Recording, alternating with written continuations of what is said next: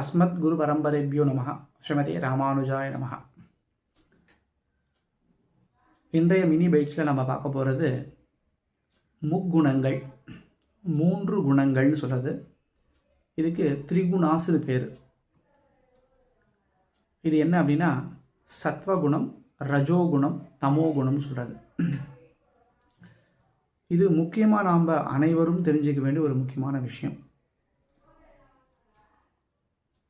இந்த 3 குணங்கள் யாருக்கு இருக்கும் அப்படின்னா அண்டத்தில் இருக்கக்கூடிய அனைவருக்கும் இருக்கும். அண்டத்தில் யார் யார் இருக்காங்கன்னா பிரம்மா முதல் கொண்டு, சத்தியலோகத்தில் இருக்கக்கூடிய பிரம்மா, பூலோகத்தில் இருக்கக்கூடிய சிவன், இந்திரலோகத்தில் இருக்கக்கூடிய இந்திரன், யக்ஷ, கந்தர்வ அத்தனை பேருக்கும் சரி இந்த 3 குணங்கள் உண்டு. இந்த 3 குணங்கள் இல்லாமல் சுத்த சத்வம் அப்படின்னா சத்வம் மட்டும் இருக்கக்கூடியதுன்னா அதுக்கு பரமபதம்னு பேர். வைகுண்டத்துக்கு ஆனந்தலோகம்னு பேர். அங்கே சுத்த சத்துவம் மட்டும்தான் இருக்கும். அப்போது இந்த அண்டத்துக்குள்ளே இருக்கக்கூடிய நம் அனைவருக்கும் இந்த 3 குணங்கள் கண்டிப்பாக இருக்கும். இதில் ஒரு விஷயம் என்ன அப்படின்னா இந்த சத்வ, ரஜோ, தமோ அப்படின்னு சொல்லக்கூடிய இந்த 3 குணங்களில் ஒரு குணம் கொஞ்சம் மேலோங்கி இருந்ததுன்னா மீதி 2 அடங்கிடும். அப்போ இந்த 3 குணங்கள் என்னன்னு முதல்ல பார்ப்போம். உதாரணமாக சொல்லணும்னா ராவணன், கும்பகர்ணன், விபீஷணன் இவ 3 பேரும் 3 குணங்கள் உடையவர்கள். ராவணன் ரஜோகுணம் உடையவன். ரஜோகுணம்னா ஒரு ஆங்கிளில் சொன்னால் ஒரு சுறுசுறுப்பு அப்படின்னு எடுத்துட்டாலும் ஒரு கோபம், ஒரு படபடப்பு அது மாதிரி இருக்கக்கூடியது ரஜோகுணம். தன்னுடைய அந்த ரஜோகுணத்தினால தான் அவன் ஸ்ரீராமனை எதிர்த்தான். அடுத்து கும்பகர்ணன் தமோகுணம். நித்ராசனம் அப்படின்னு மாற்றி வரம் கேட்டு தூங்கிண்டே இருந்தான். அது தமோகுணம் சொல்கிறது. தமோகுணம்னா மந்த புத்தி. அப்போ சத்வகுணம்னா என்னென்னா பேலன்ஸ்டாக இருக்கிறது. அதாவது தேவனா 1 மணி நேரம் உட்கார சொன்னால் கூட எந்த ஒரு சஞ்சலனம் இல்லாமல் உட்காராது.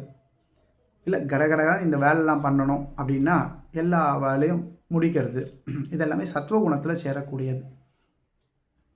இன்னொரு விதத்தில் சொல்லணும்னா நாம் கொடுக்கக்கூடிய ஒரு தானம், அந்த தானத்துக்கு சத்வதானம், ரஜோதானம், தமோதானம் 3 விதங்கள் உண்டு. நாம் யாருக்கு தானம் கொடுக்குறோமோ அந்த தானத்தை வாங்குறவா பெனிஃபிஷியர் அப்படின்னா கிடையாது, கொடுக்குற நம்ம தான் பெனிஃபிஷியர். எதனால் அப்படின்னா ஒரு 1000 ரூபா கொடுக்குறோன்னு வச்சுக்கோங்க. ஒரு பிராமணனை கூப்பிட்டு போஜனம் பண்ண சொல்லி ததி ஆராதனைன்னு பேர். ததியர்களுக்கு ஆராதனை பண்ணி ஒரு 1000 ரூபா சம்பாவனை கொடுக்குறோன்னா அந்த கொடுக்கக்கூடிய சம்பாவனை அவரை உட்கார வச்சு அவரை நமஸ்காரம் பண்ணி அவர்கிட்டத்தில் அந்த தட்சணையை கொடுக்கணும். இதுக்கு சத்வம், சத்வதானம்னு பேர். இந்தா அப்படின்னு கொடுக்கக்கூடியதுக்கு ரஜோதானம்னு பேர். ஒரு மதிப்பே இல்லாமல் ஏதோ எடுத்து கொடுக்குறது, இந்தா கொடுத்துருப்பா, நீயே கொடுத்துருப்பா அப்படின்றதுக்கு தமோதானம்னு பேர்.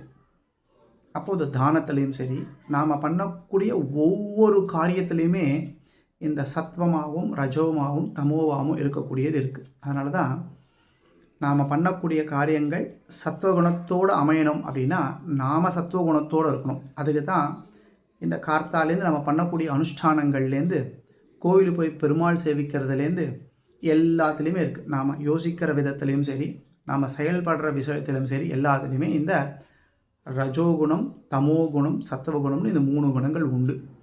அதில் நம்ம சத்வகுணத்தை கொஞ்சம் ஓங்கி வச்சுட்டோ இருந்தோம்னா மற்ற ரஜோகுணம், தமோகுணம் அமைங்கிட்டே இருக்கும்.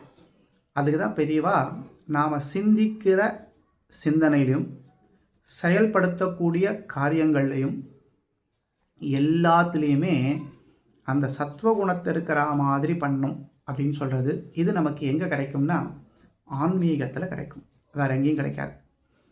அதனால தான் பெரியவா ஏன் ஆன்மீகத்தை தேர்ந்தெடுத்தா அப்படின்னா இந்த சத்வகுணத்தை பிடிச்சுட்டே இருக்கிறதுக்காக தான்.